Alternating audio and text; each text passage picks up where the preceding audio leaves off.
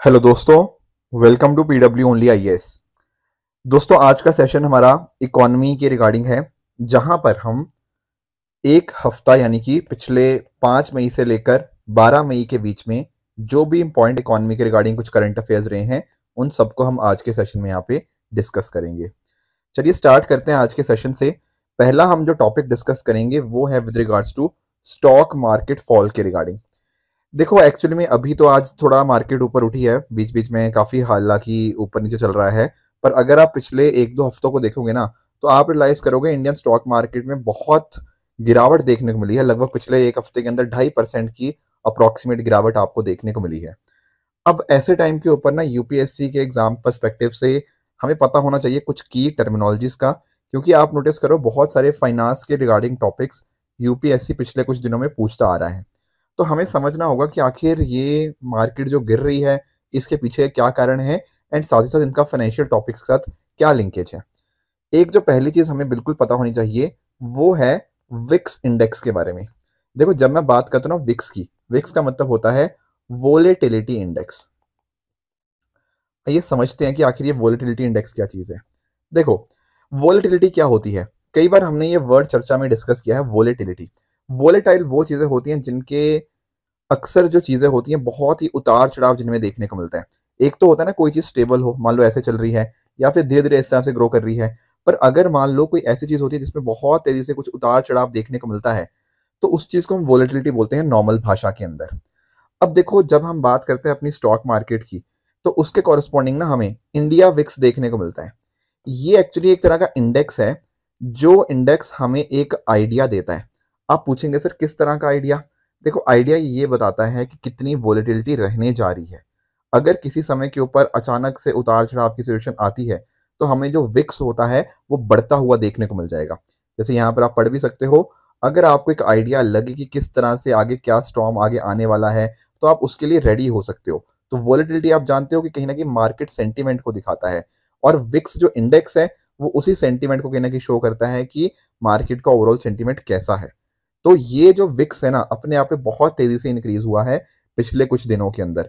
तो ये भी हमें दिखा रहा है कि मार्केट में ना बहुत सारे लोग खरीदने बेचने की बहुत हड़बड़ी में है एक तरह से। तो पहला एक मुद्दा तो ये है कि विक्स इंडेक्स, जो इंडिया विक्स है बेसिकली, उसमें एक इंक्रीज होता हुआ हमें देखने को मिल रहा है। This is the first reason. ठीक है, दूसरा देखो, मुद्दा हम ज्यादा डिस्कस करेंगे नहीं। दूसरा पर जो मुद्दा बहुत सारे न्यूज़पेपर्स में बताया जा रहा है वो है with regards to ongoing Lok Sabha elections. अब देखो, लोकसभा इलेक्शंस कौन जीतेगा कौन नहीं जीतेगा ये कोई भी कह नहीं सकता, to be very honest with you. पर होता पता क्या है, जो आपकी मार्केट्स होती है ना, उनको ना एक स्टेबल गवर्नमेंट अच्छी लगती है। कहने का मतलब क्या है, देखो, अगर मान लो अगर आपकी गवर्नमेंट कोई स्टेबिलिटी नहीं है, अगर आपको पता नहीं होता कि यार वहाँ पे क्या पॉलिसीज आने वाली हैं, तो एक तरह से ना एज एन इन्वेस्टर आप थोड़ा सा क्वेश्चन मार्क करोगे कि यार क्या मुझे अपना पैसा डालना चाहिए यहाँ पे या नहीं डालना चाहिए। कल को कुछ सरकार बदलती है या फिर कुछ और सरकार आती है, तो उसकी क्या पॉलिसीज रहने वाली होंगी, क्या वो मुझे बेनिफिट करेंगी या नहीं करेंगी। इस इन्वेस्टर के अंदर ना बहुत सारे इस तरह से क्वेश्चन आएंगे। अभी हुआ पता क्या है, पिछले थोड़े दिनों के अगर आप लोकसभा इलेक्शंस देखो, जो डिफरेंट डिफरेंट न्यूज़पेपर्स की रिपोर्ट्स हमें बता रही हैं, उसके हिसाब से ना वोटिंग परसेंटेज काफी कम हुआ है। लोग वोट करने निकल नहीं रहे, या बहुत कम लोग वोट कर रहे हैं, जिस वजह से ना एक डाउट है कि पता नहीं यार किसकी भी सरकार आ सकती है, क्या वो एनडीए ही होगा या इंडिया अलायंस होगा। That is something which is not sure. तो ठीक है, नॉट श्योर, हम भी उस पर चर्चा नहीं करेंगे। पर जब भी ऐसी सिचुएशन आती है थोड़ी अनसर्टेनिटी वाली, उस वजह से कहीं ना कहीं स्टॉक मार्केट में फॉल देखने को मिल सकती है। इसके अलावा एक और जो मेजर कारण है वो है continuous selling by the foreign institutional investors. देखो, होता क्या है, जो एफआईआई की बात कर रहा हूँ, ठीक है, फॉरेन इंस्टीट्यूशनल इन्वेस्टर्स, मैंने आपको ना कई बार एफआईआई के बारे में और एफडीआई में फर्क बताया है। जब मैं बात करता हूँ ना फॉरेन डायरेक्ट इन्वेस्टमेंट की, वो तो आप जानते हो अपने आप में काफी स्टेबल होती है, काफी लंबे समय के लिए आती है। फॉरेन इंस्टीट्यूशनल इन्वेस्टमेंट जो होती है ना, उसको हम हॉट मनी के नाम से भी जानते हैं। ये पैसा आता भी बहुत तेजी से है, जाता भी बहुत तेजी से है, एंड इनका पर्पस केवल और केवल प्रॉफिट मोटिव होता है, राइट। और अगर आप पिछले कुछ समय से देखोगे ना, तो एफआईआईज ने ना खरीदना बंद कर दिया है, जबकि वो बेचे जा रहे हैं। अब इसका भी मुख्य कारण ना थोड़ा इलेक्शंस ही है। एक्चुअल में क्या होता है, इलेक्शन से पहले अक्सर ऐसा देखा जाता है कि बहुत सारे जो एफआईआईज हैं वो अपना बेच कर ना जाने लग जाते हैं। रीजन यही होता है कि अनसर्टेनिटी उनकी होती है, फिर एक बार जब उनको कहीं ना कहीं इलेक्शंस का रिजल्ट आ जाएगा, हो सकता है वो वापस आ जाए। तो अभी एक तरह से कह सकते हो एक प्री इलेक्शन फियर हमें फॉरेन इंस्टीट्यूशनल इन्वेस्टर्स के अंदर देखने को मिल रहा है, जिस वजह से ये चीजें हमें फॉल होती हुई मार्केट देखने को मिल रही है। इसके अलावा एक इंपॉर्टेंट पॉइंट आपको और ध्यान में रखना है कि देखो वो है कि with regards to Q4 FY24 के रिजल्ट्स, देखो एक्चुअल में आप नोटिस करो, जैसे अगर मैं बात करूं किसी भी फाइनेंशियल ईयर की, तो आप जानते होंगे जैसे इंडिया में फाइनेंशियल ईयर की जब हम बात करते हैं तो 4 क्वार्टर देखने को मिलते हैं, राइट। जैसे अगर मैं बात करूं, लेट्स से अगर अप्रैल टू मार्च के टाइम की बात करूं, तो अगर मैं बात करूं Q1 की, तो वो हो गया आपका अप्रैल टू जून, पहले 3 महीने। फिर उसके बाद जुलाई टू आपका सितंबर हो गया Q2, फिर अक्टूबर टू दिसंबर हो गया Q3, एंड आखिरी जो Q4 है वो आपका जनवरी टू मार्च होता है, राइट। अब इनका ना चौथे क्वार्टर का बहुत सारी बड़ी बड़ी कंपनीज का क्या रिजल्ट आ रहा है, कितना प्रॉफिट है, क्या उनका रेवेन्यू बढ़ा या नहीं बढ़ा, ये भी कहीं ना कहीं इम्पैक्ट डालता है कि स्टॉक मार्केट किस डायरेक्शन में जाएगी। अभी बहुत सारी बड़ी बड़ी जो कंपनीज है ना, उनके जो रिजल्ट्स हैं वो ज्यादा कुछ अच्छे आए नहीं, and this has become one of the reason for stock market fall. इसके अलावा स्ट्रॉन्ग यूएस डॉलर की वजह से भी मार्केट हमारी गिरते हुए देखने को मिल रही है। ये सारे पॉइंटर्स का आपको आइडिया होना चाहिए। विक्स का मैंने आपको बता दिया, एक दो टर्म्स आपको और मुझे बतानी है, that is with regards to PE ratio. Actual में ना बहुत सारे एनालिस्ट का ये भी कहना है कि अगर हम बात करें आज के समय प्राइस टू अर्निंग रेशो की, वो हमें ओवर वैल्यूड देखने को मिल रही है, मतलब मार्केट ओवर वैल्यूड देखने को मिल रही है। एक्चुअल में होता क्या है, जब मैं बात करना प्राइस टू अर्निंग की, इसका अर्थ होता है, प्राइस का मतलब है यहाँ पे शेयर प्राइस, कि कंपनी का भैया शेयर प्राइस कितना है एज कंपेयर टू उसका ईपीएस। ईपीएस होता है आपका अर्निंग पर शेयर। तो ये जो company share price to earning per share होता है, उससे कहीं ना कहीं हम अंदाजा लगा पाते हैं कि मार्केट अंडर वैल्यूड है, ओवर वैल्यूड है, या फिर कहीं ना कहीं बिल्कुल सही वैल्यूएशन पे है। तो अभी बहुत सारे एनालिस्ट का ऐसा मानना है कि हाई पीई रेशो होने की वजह से कहीं ना कहीं काफी सारी जो मार्केट है वो ओवर वैल्यूड हमें देखने को मिल जाएगी। इसके अलावा बहुत सारे लोगों का ये भी कहना है कि चलो पीई रेशो चलो ठीक है, स्टॉक प्राइस बाय ईपीएस। इसके अलावा अगर हम बात करें ना प्राइस टू बुक रेशो की, ये भी अपने आप में ज्यादा देखने को मिल रही है। प्राइस टू बुक रेशो का मतलब क्या होता है, देखो अगर आप एक कंपनी की मार्केट कैपिटलाइजेशन को कंपेयर करो उसकी बुक वैल्यू के साथ। अब आप पूछेंगे सर ये क्या है मार्केट कैपिटलाइजेशन, देखो ये होता है आपका number of outstanding shares multiplied by price of one share, यानी कि कितने आउटस्टैंडिंग शेयर्स है मल्टीप्लाई एक शेयर का प्राइस, उससे हमारे पास सामने मिल जाती है आपकी मार्केट कैपिटलाइजेशन। जब आप इसको कहीं ना कहीं कंपनी की बुक वैल्यू के साथ कंपैरिजन करते हो, उससे आपको प्राइस टू बुक रेशो पता लग जाती है। अब लोगों का कहना है यार कि इतनी हाई वैल्यूएशंस हो रखी हैं इन सब चीजों की, all of these things are considering कि मार्केट में एक एक्सेसिव बूम आ चुका है, क्योंकि अभी मार्केट 22,000 मतलब निफ्टी की बात कर रहा हूँ उसके आसपास चल रही है। तो ये अपने आप में काफी सारे लोगों का कहना है अपने आप में बहुत ओवर वैल्यूड है, जो कि हमारे शायद मार्केट के फंडामेंटल्स के हिसाब से ज्यादा वैल्यू दिखाई जा रही है, which might drop in the future. तो these were some of the points जो आपको पता होने चाहिए थे। यूपीएससी ये तो नहीं पूछेगा कि क्यों मार्केट गिर रही है, क्यों मार्केट बढ़ रही है, but price to book ratio क्या होता है, आपका प्राइस टू अर्निंग रेशो क्या है, मार्केट कैपिटलाइजेशन क्या है, विक्स क्या है, ये सारे क्वेश्चन यूपीएससी डेफिनेटली पूछ सकता है, जैसा कि पिछले सालों में यूपीएससी हमसे पूछता आया भी है। ठीक है दोस्तों, काफी सारे लोग पूछते रहते हैं इसकी पीडीएफ कहाँ मिलेगी, तो देखो इस चैनल पे आपको, टेलीग्राम चैनल पे आपको मिल जाएगी। यहाँ पर आप जाके ऋषभ शर्मा सर पीडब्ल्यू जाके यहाँ पर आप इसकी पीडीएफ डाउनलोड कर सकते हो। नेक्स्ट हम जो टॉपिक डिस्कस करेंगे वो है government to spend ₹2 crore per kilometre on roads along China border. देखो गवर्नमेंट स्कीम्स एक बहुत इंपॉर्टेंट कॉम्पोनेंट बनता है हमारे इकोनॉमी का ही, एंड यहाँ पर मैं आपके साथ ना एक प्रोग्राम के बारे में डिस्कस करूंगा जिसका नाम है वीवीपी। सर ये क्या है VVP? VVP stands for vibrant village programme. ठीक है, अब पहली बात तो आप ये समझिए कि हमारी जो मिनिस्ट्री ऑफ होम अफेयर्स है ना, एमएचए, उसके द्वारा इस प्रोग्राम को रन किया जा रहा है। अब ये जो पॉइंट है ना, इसको रन करने का कुछ रीजन है। रीजन पता क्या है? एक तो पहले बजट 2022 में इसको अनाउंस किया गया। यहां पर ना हम बात कर रहे हैं चाइना की। देखो चाइना आप जानते हो धीरे धीरे करके ना इंडिया के अंदर घुसने की कोशिश कर रहा है, बहुत बार कोशिश भी करी है, बट हमारी जो फोर्सेज हैं वो बहुत डटकर इनका मुकाबला कर रही हैं, ये बात आप जानते होंगे।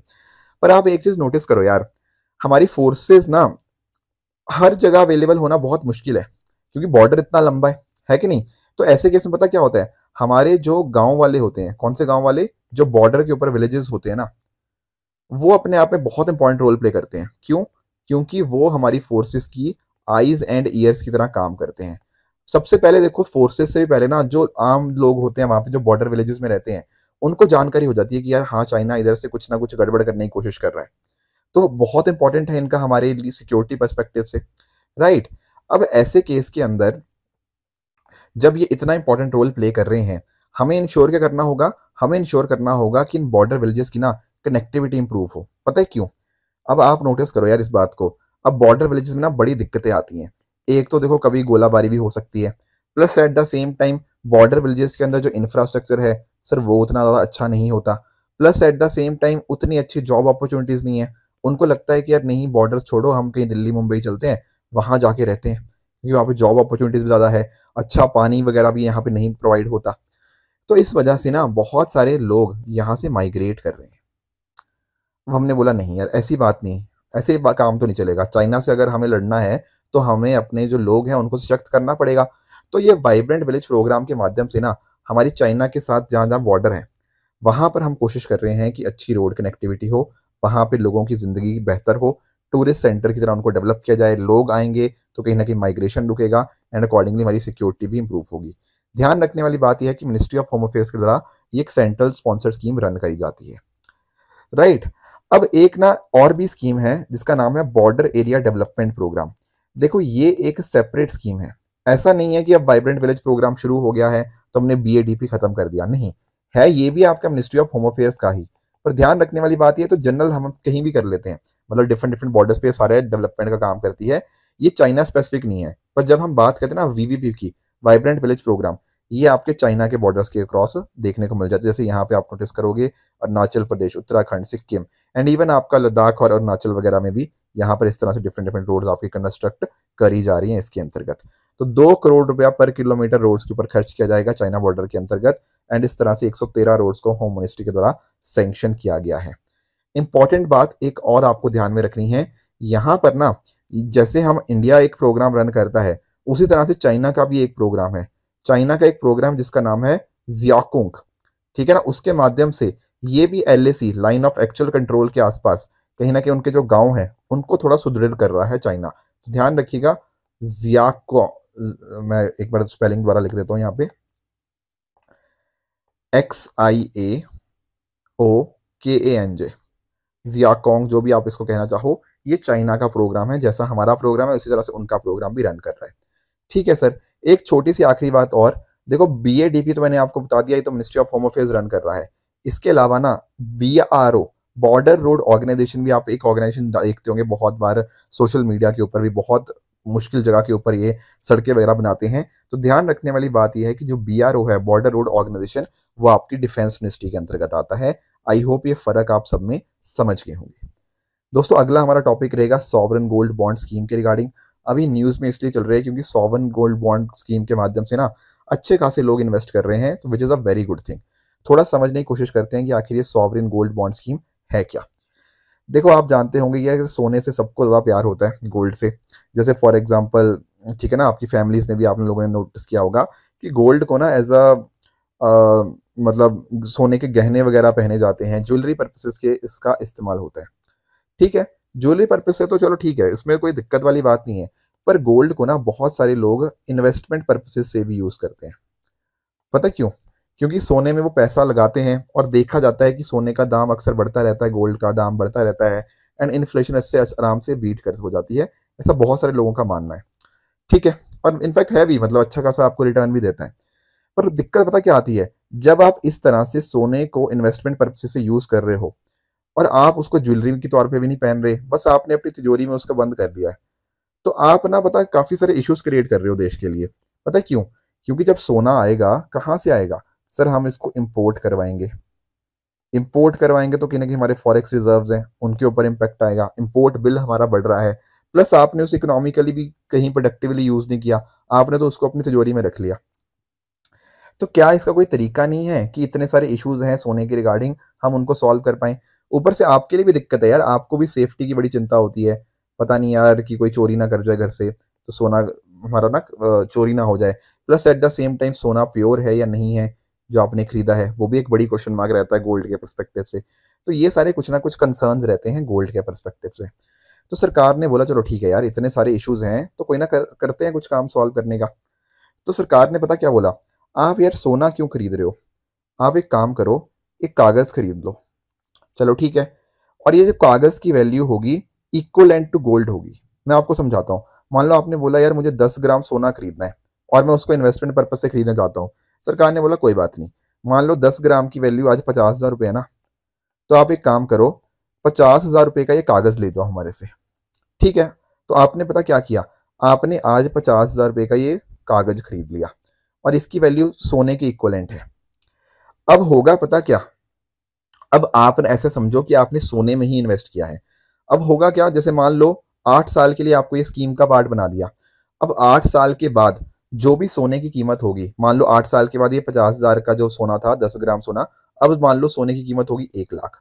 तो ये क्या हो जाएगा, ये हो जाएगा आपका कैपिटल गेन। तो यहां पर ना आपका टेक्निकली आप नोटिस करो हुआ क्या, पहले आप सोना खरीद रहे थे, तब जाके उसकी वैल्यू 50,000 से 1 लाख हो रही थी।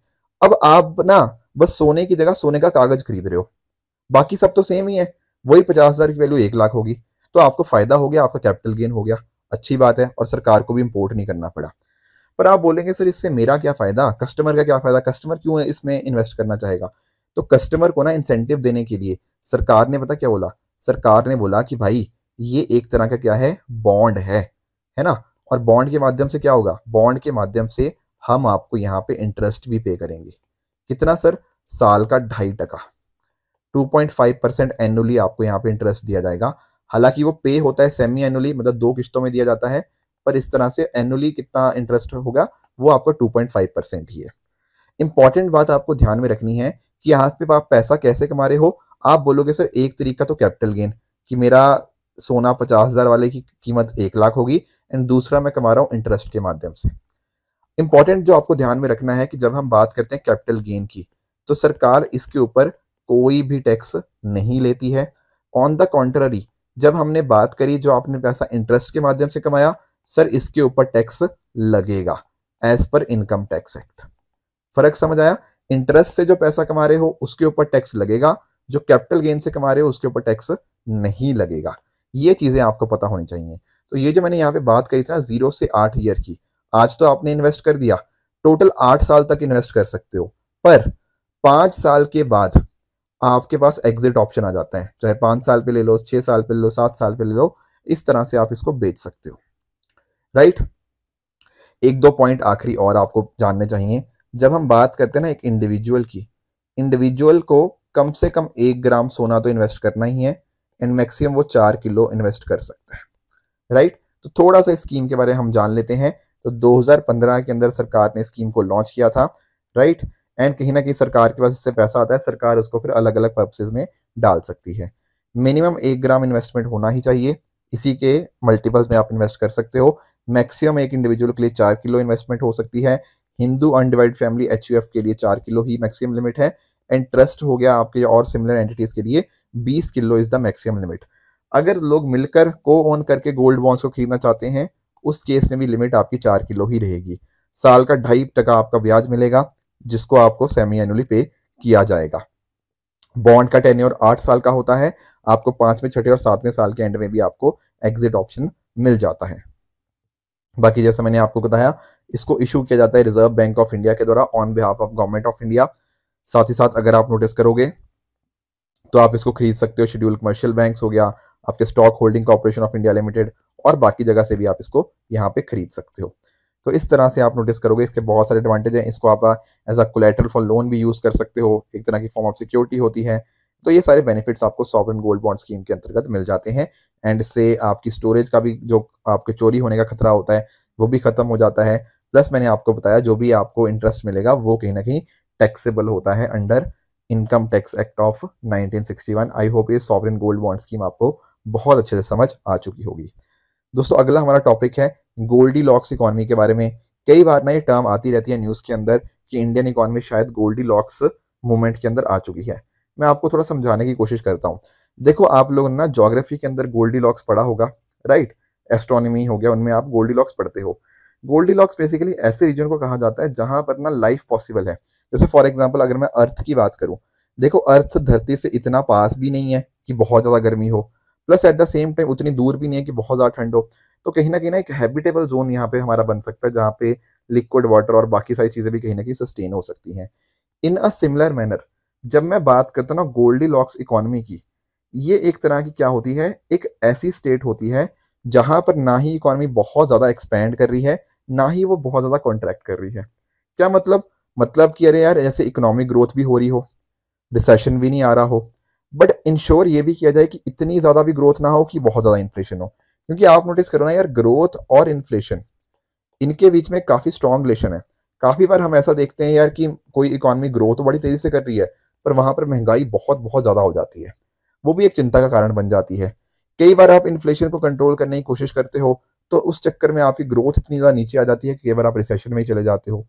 तो यानी कि ना, ये दोनों सिचुएशन काफ़ी खराब है। ना ही बहुत ज़्यादा एक्सपैंड होना बहुत सही है, क्योंकि उसमें इन्फ्लेशन का खतरा बहुत ज़्यादा हो जाता है। कंट्रैक्शन के केस में आपके रिसेशन का खतरा हो सकता है। पर आप कहीं ना कहीं एक ऐसी स्टेट के अंदर मेंटेन रहो जब ना ही इकॉनमी बहुत ज़्यादा एक्सपैंड हो रही है, ना ही बहुत ज़्यादा कॉन्ट्रैक्ट हो रही है।